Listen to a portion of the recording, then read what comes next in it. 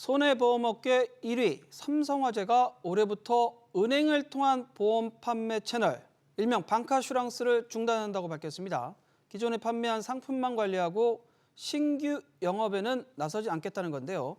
보험사가 자발적으로 판매 채널을 줄이는 건 매우 이례적인 상황인데 업계 선두주자의 철수인 만큼 시장 영향이 주목됩니다. 삼성화재의 방카슈랑스 철수를 둘러싼 자세한 이야기 금융부 류정현 기자와 알아보겠습니다. 유 기자, 먼저 국내 방카슈랑스 언제부터 시작됐죠? 네, 일단 방카슈랑스는 쉽게 말하면 은행 창구에서 가입할 수 있는 보험 상품을 말합니다. 우리나라에는 지난 2003년 8월부터 도입이 됐는데요. 전국에서 쉽게 찾아볼 수 있는 은행에서 보험 가입이 가능하게 함으로써 소비자의 접근성을 높이고 보험사 수익원도 넓힌다는 취지였습니다. 현재 5대 시중은행들은 생명보험사와 손해보험사를 합쳐서 약 30곳 정도와 방카슈랑스 판매 제휴를 맺고 있습니다. 말씀하셨다시피 삼성화재가 올해부터 이 방카슈랑스 채널, 다시 말해 은행 창구에 더 이상 보험 상품을 공급하지 않겠다고 결정한 건데요. 약 21년 만에 철수입니다. 삼성화재보다 앞서서는 흥국화재와 메리츠화재가 방카슈랑스 시장에서 철수한 바 있습니다. 21년 만에 철수. 삼성화재는 왜 이런 결정을 내린 건가요? 네, 크게 두 가지로 볼 수 있습니다. 우선 지난해부터 보험업계에 새 국제회계제도가 시행됐기 때문입니다. 방카슈랑스는 은행에서만 파는 보험이기 때문에 예적금 기능이 있는 저축성 보험이 대부분을 차지하는데요. 과거 회계제도에서는 이 저축성 보험이 매출로 잡혔지만 새 제도부터는 부채로 계산됩니다. 보험사 입장에서 봤을 때 매력이 뚝 떨어진 겁니다. 그럼 저축성이 아닌 보장성 상품을 더 적극적으로 공급하면 되지 않냐 이렇게 보실 수도 있는데요. 사실 손해보험사가 주력으로 하는 실손보험과 자동차 보험은 물론이고 변액보험, 종신보험은 방카슈랑스로 판매가 금지돼 있습니다. 결국 팔아봤자 손해인데다 별다른 돌파구도 없으니 이 채널에서 철수하고 투자할 만한 곳에 더 집중하겠다는 의도로 풀이됩니다. 다만 삼성화재는 베트남 법인 등 해외에서의 방카슈랑스는 계속 이어간다는 방침입니다. 대형사 삼성화재가 은행에서 철수를 하면은 여하튼 은행들 입장에서는 좀 발등에 불이 떨어질 것 같은데 어떤가요? 네, 실제로 그렇습니다. 비이자이익 찾기에 혈안인 은행들은 방카슈랑스를 주요 타깃 중 하나로 삼았었습니다. 최근 홍콩 ELS 사태로 투자 상품 판매가 쪼그라들 수밖에 없는 상황이라 그 대안으로 떠올랐던 건데요. 지난해에는 방카슈랑스 도입 20주년을 맞아 은행연합회가 세미나를 열기도 했고요.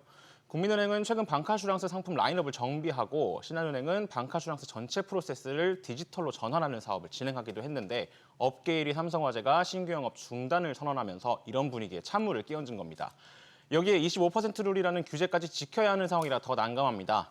해당 규제는 전체 판매에서 특정 보험사 비중이 25%를 넘지 못하도록 하는 규제인데요. 그간 손해보험사 중 은행에 실제로 상품을 공급하고 있는 데가 5곳 정도였는데 삼성화재가 빠지면서 4곳으로 줄게 됐습니다. 규제를 지켜야 해서 고객들이 가입을 원해도 보험을 판매하지 못하는 상황마저 우려됩니다. 생명보험업계는 좀 상황이 어떻습니까?